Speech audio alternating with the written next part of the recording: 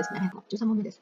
なんかすごい、3日に1問ずつぐらい解いてるっていう感じのペースなんですけれども、早速始めましょう。Rare company, their code, changed from the cash basis of the accounting to the accrual basis of accounting during the current year.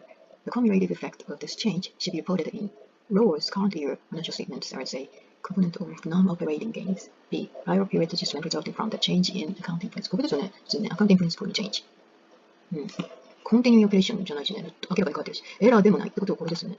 C だ。Why? Wow.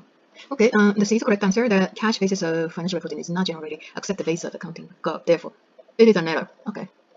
Correcting of error from prior period is reported as prior period adjustment to retained earnings. Okay.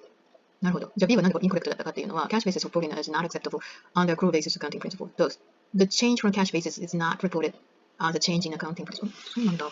なんか普通にキャッシュベーシスからaccrual basis に変わったっていうケースって結構なんかちっちゃいね個人企業から規模が大きくなってだんだん成長して企業がで掛け買いとか掛け売りとかし始めるとアクルールになってくるのかなっていう点で変えるのはエラーではないかなと思ったんですけど、B はエラーだっていうことでなんでですね。もしこれになんかコメントがあったら概要欄にお願いいたします。教えてください。この辺に詳しい人待ってます。ではでは。